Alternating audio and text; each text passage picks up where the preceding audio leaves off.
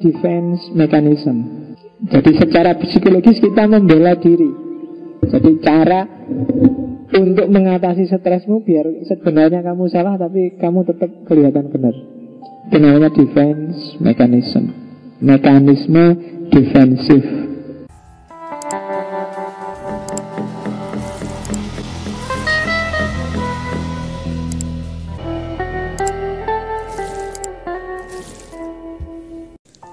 Defense mechanism atau mekanisme pertahanan diri adalah strategi proteksi yang berasal dari alam bawah sadar seseorang. Secara tidak sadar, seseorang akan melindungi dirinya sendiri agar perasaannya tidak terluka dari suatu kesalahan atau situasi yang kurang menyenangkan dan tidak nyaman, yang berdampak negatif secara emosional. Teori mekanisme pertahanan diri ini digagas oleh Sigmund Freud dan Anna Freud. Kolaborasi ayah dan anak ini menghasilkan temuan tentang cara melindungi ego yang hingga saat ini masih relevan.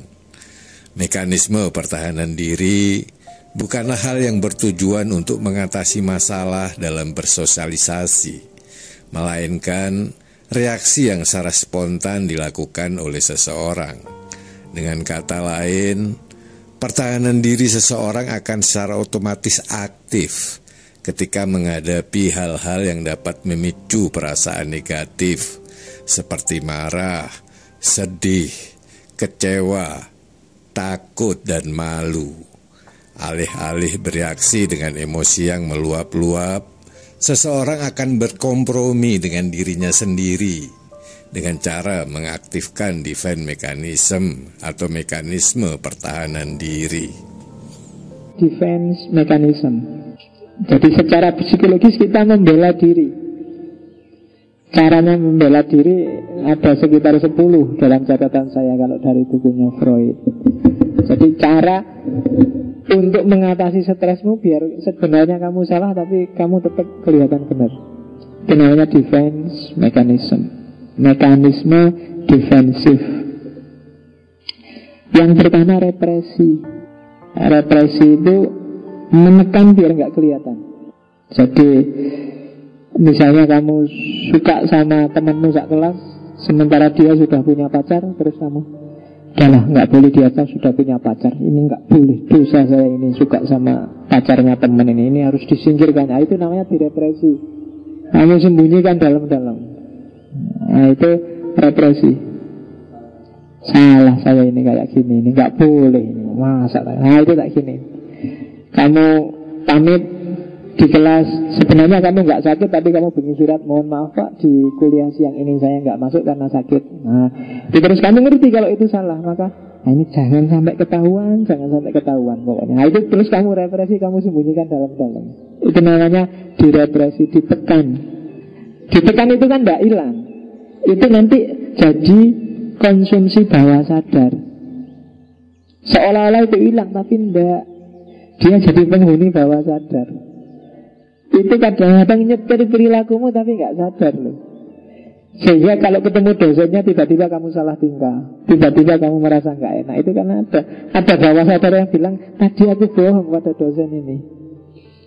Begitu tadi kamu bohong pada orang tuamu tentang IP, tentang nilai, tentang kehidupanmu di Jogja, itu kan rasanya sudah beda ketika berhadapan sama orang tuamu. Mungkin kamu agak kaku ngomongnya, hati-hati jangan sampai keceplosan. Itu defense mechanism, namanya represi. Disingkirkan dari pikiran, disingkirkan dari wilayah sadar, dari ego. Tapi sebenarnya dia tidak hilang, dia masuk ke wilayah bawah sadar. Jadi hati-hati. Kadang-kadang itu keluar secara nggak sengaja. Mungkin Idul Fitri tiba-tiba kamu ketemu dosenmu, terus Pak lahir batin ya Pak, loh kamu punya salah apa sama saya? Nggak ada sih Pak, paling ya bohong-bohong dikit. Nah itu kan sebenarnya itu nggak sadar kamu ngomong, karena selama ini di pikiranmu kamu merasa saya pernah bohong pada orang ini. Kayak itu represi namanya. Kamu singkirkan apa yang mengganggumu, kamu buang. Tapi sebenarnya dia tidak hilang tapi masuk ke bawah sadar. Terus ada juga yang defense mechanism itu adalah reaction formation. Jadi melakukan reaksi. Melakukan reaksi itu karena kamu tahu itu salah, kamu munculkan yang berlawanan. Ya misalnya kamu suka sama seseorang, terus nembak, terus ditolak. Ditolak itu kan galau kamu kan, sakit sinimu. Jadi ketika kamu galau, besoknya kalau ada temenmu tanya, kamu suka ya sama itu? Oh enggak, apa perempuan kayak gitu aja. Ini namanya reaction formation. Itu sebenarnya defense mechanism. Mekanismemu untuk membela dirimu biar kamu gak kelihatan jelek, gak kelihatan memalukan. Begitu dapat nilai kamu sedih ya? Enggak. Apa sih nilai itu? Enggak penting. Itu namanya defense mechanism. Nilai itu tidak menjamin masa depan lah. Ngapain sih kita terlalu fokus pada nilai? Karena nilainya jelek. Ya, jadi itu reaction formation. Jadi defense mechanism itu otomatis kamu menolak itu. Karena ya mungkin karena kamu takut dianggap malu, mencederai kehormatan, sebagainya gitulah. Jadi yang diomongkan yang sebaliknya. Gitu loh. Misalnya kamu dikasih minum orang bertamu, terus yang punya rumah tanya, enak gak mas minumannya? Kamu tahu bahwa kamu harus selalu baik dengan dia, sehingga kalau kamu ngomong gak enak, padahal itu gak enak, putus persahabatanmu dengan dia, maka terus enak. Nah itu sebenarnya defense juga. Jadi memunculkan perilaku yang berlawanan. Ya, jadi justru kebalikannya yang ditampilkan. Makanya ada orang bilang cinta sama benci itu sebenarnya seperti dua sisi mata uang. Karena kadang-kadang orang yang menampilkan diri sangat benci dengan kita itu sebenarnya yang paling suka dengan kita. Kalau kamu punya 3 teman lawan jenis misalnya ya, yang satu ngobrolnya nyantai aja gak apa, sementara yang satu kaku misalnya. Justru yang kaku itu biasanya yang sangat perhatian pada kita. Yang santai itu ya biasa aja, santai, friend, CS. Sementara yang ini perasaannya deg-degan tuh jadinya grogi. Berarti yang ada rasa itu ya seolah-olah cuek, tapi sebenarnya perasaannya tidak karu-karuan itu. Nah, itu defense mechanism. Jadi nggak bisa santai lagi. Defense mechanism yang ketiga adalah displacement. Displacement itu mengarahkan dorongan pada objek yang lebih lemah. Misalnya di kampus kamu dimarahi dosenmu. Karena dosen kamu nggak bisa bantah. Semangat ya, tapi muangkel kamu dimarahi. Begitu nyampe kos-kosan, gantian temanku tak marah-marahin sekarang. Itu melampiaskan pada yang kenapa sama teman kamu berani, karena lebih lemah dibandingkan kalau melawan dosen. Gitu loh. Tadi kamu diceramai habis-habisan, begitu nyampe kos-kosan gantian temenmu kamu ceramai habis-habisan untuk melampiaskan ganjelan di hatimu sebenarnya. Atau kalau sampai di rumah adikmu kamu ceramai habis-habisan, kamu marah-marahi piye to dik bodoh kowe ya, padahal tadi sudah dibodoh-bodohin sama dosennya. Sekarang pulang dilampiaskan ke adiknya, ke temannya. Itu namanya displacement. Nyari pelampiasan yang lebih lemah. Habis dibohongi siapa, kurang ajar aku kok dibohongi, tapi balas nggak berani. Wong yang bohongi kamu lebih tinggi, terus kamu balas nggak yang lebih rendah. Itu namanya displacement. Karena nggak berani bantah, ya nyari sasaran yang lebih lemah. Yang keempat, fiksasi. Kalau fiksasi itu milih zona nyaman. Itu defense mechanism juga. Mbok kamu kursus bahasa Inggris, besok biar bisa ke luar negeri. Enggak usah lah Pak, saya cukup kayak gini aja sudah bersyukur. Nah, itu fiksasi. Kamu enggak mau berkembang karena takut. Karena berubah itu kan menakutkan itu kan. Apa ya, aku akan enak kayak gini kalau aku berubah. Kalau aku ganti posisi, kalau aku ganti porsi, maka orang cenderung melakukan fiksasi. Diam di zona nyamannya selama ini. Gimana kalau ngaji filsafat ini kita pindah ke hotel? Nggak usah lah Pak, kayak gini sudah enak, nggak usah macam-macam lah Pak, gini aja lah nyantai. Itu namanya nyari zona nyaman, fiksasi. Padahal kalau fiksasi, kalau nyari zona nyaman saja, mungkin ngaji filsafat kayak gini nggak akan lahir. Kalian yang merasa tidak maju-maju, sebenarnya kuncinya satu, tinggalkan zona nyaman. Sudahlah Pak, kita syukuri aja apa yang ada. Dapat sekian ya sekian. Iya enggak apa-apa, cuma disyukuri itu kalau bahasa jargonannya kan al-mukhafadhah 'alal qadim wal akhdhu disyukuri itu al-mukhafadhah 'alal qadim. Ya yang lama disyukuri, tapi kan tetap al-akhdhu bil jadid. Ambil situasi baru, suasana baru. Jadi fiksasi, tinggal di zona nyaman. Itu sebenarnya sudah banyak orang. Kalau motivator-motivator itu kan selalu mendorong kamu jangan puas dengan zona nyaman. Kamu tidak akan berkembang. Yang lain itu kecepatannya 100 km per jam. Sementara kalau zona nyaman kamu 0 km per jam. Sekarang sih kamu nyaman, besok kamu akan habis-habisan ketinggalan sama yang jalan cepat. Tapi memang ada orang yang fiksasi, nyaman di zonanya sendiri. Ada yang tidak sekedar berhenti, ada yang mundur, regresi. Regresi itu kembali pada tahap perkembangan sebelumnya. Habis diputus pacarmu terus memang lebih enak kayak dulu gak punya pacar. Punya pacar banyak masalah. Nah itu regresi, kamu balik lagi. Habis kuliah, ternyata kuliah kayak gini, yang mending kayak dulu lah di pondok, gak kuliah kayak gini, apa-apa formal, mundur. Itu kan regresi, itu kamu keluar dari zona nyaman tapi terus ketakutan sendiri balik lagi, itu regresi. Jadi saya ingin Pak kuliah di luar negeri, begitu nyampe sana, luar negeri gak enak Pak, terus kamu cepet-cepet pulang, itu regresi. Kembali pada tahap perkembangan selanjutnya. Enggak enak Pak jadi orang dewasa, sumpek, saya gayanya kayak anak kecil aja deh. Nah itu regresi namanya. Cuek dengan segalanya, nah, itu regresi namanya, mundur psikologinya. Tapi ya itu di antara defense mechanism itu. Jadi orang dewasa apa-apa serius Pak, santai aja lah kayak anak kecil, mengalir aja lah. Nah, itu regresi sebenarnya. Mundur, nggak cuma mandek. Kalau zona nyaman itu mandek, kalau ini mundur. Jadi nggak sekedar macet tapi mundur. Nah, itu regresi. Ada proyeksi.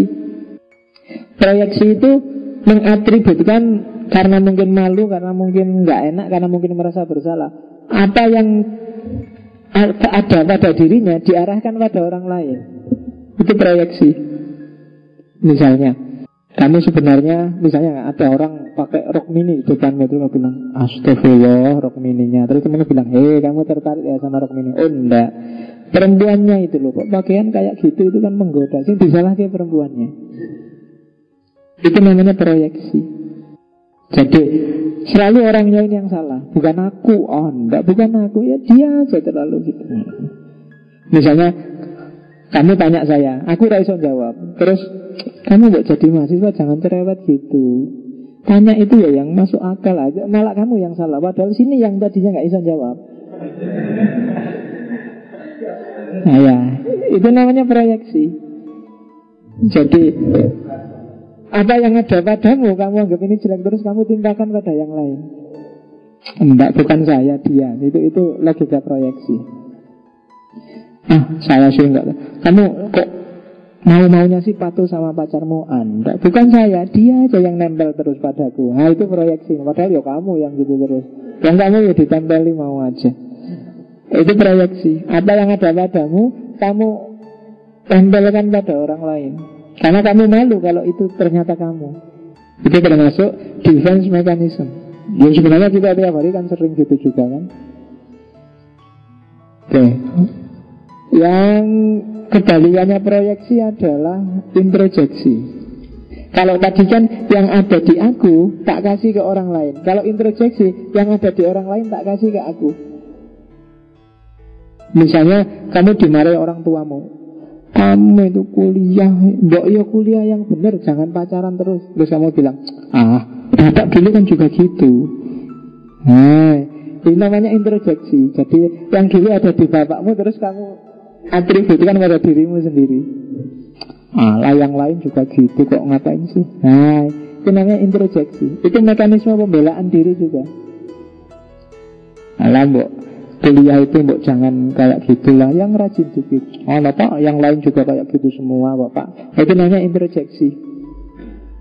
Jadi mengatributkan apa yang ada pada orang lain untuk dirimu sendiri. Terus ada lagi sublimasi. Kalau sublimasi ini yang khas. Sublimasi ini dorongan-dorongan agresif yang kadang-kadang negatif, yang disubstitusi, diganti untuk yang lain yang positif. Itu sublimasi. Energi yang agresif diarahkan untuk ke yang lain. Itu defense mechanism juga. Saya pernah punya teman dosen dari UKDW yang pendeta, dan dia tidak nikah. Ya suatu ketika pas saya ngobrol tak tanyain, sampean tidak nikah gitu kuat ya? Kira-kira kalau pas pingin gitu ngapain? Kan ya jujur aja kan, ya kan pingin tahu kan? Apa tidak pernah pingin? Terus jawabannya, ya pengen Pak Faiz, cuma dorongan hasrat itu disublimasikan untuk kegiatan yang lain, yang lebih positif, melayani umat, melayani jamaah, kegiatan sosial, baca buku, ngajar, itu namanya sublimasi. Itu diantara defense mechanism bisa sublimasi, khususnya untuk dorongan-dorongan hasrat-hasrat yang negatif. Makanya Nabi bilang, wahai pemuda, menikahlah. Kalau kalian tidak bisa nikah, puasalah. Nah, puasa itu sublimasi. Energi ingin itu disublimasikan jadi energi untuk puasa. Yang terakhir, rasionalisasi. Kalau rasionalisasi itu jangan-jangan kamu ngerti salah, tapi bikin argumen rasional biar tetap benar. Itu rasionalisasi. Misalnya, kamu kok nyontek? Enggak Pak, saya nyontek ini dalam rangka birrul walidain Pak. Nah, itu kan kamu bikin rasionalisasi. Kalau saya nyontek, lulusnya kan cepat Pak. Kalau lulus cepat, orang tua ringan Pak, bayarnya cepat selesai. Jadi ini birrul walidain Pak, bukan nyontek Pak. Itu rasionalisasi, kamu bikin alasan. Sering dalam hidup kita itu sering justru yang dilakukan bukan reasoning, bukan bernalar, tapi rationalization. Membenar-benarkan yang sebenarnya yang sudah kita lakukan duluan, kita setujui duluan, kita percayai duluan. Itu namanya rasionalisasi. Makanya ilmu kalam, teologi itu disebut disiplin rasionalisasi. Dipercayai duluan agamanya, baru difikirkan secara rasional. Oke, defense mechanism. Dari situlah nanti kan tadi ada banyak masalah. Defense mechanism itu bikin bawah sadarmu numpuk luar biasa. Kalau nggak pinter-pinter manage-nya, orang bisa jadi stres, di tingkat lanjut bisa jadi gila. Baik, saya kira itu. Kurang lebihnya mohon maaf. Wallahul muwaffiq, wallahu a'lamu bissawab. Wassalamualaikum warahmatullahi wabarakatuh. Waalaikumsalam warahmatullahi wabarakatuh.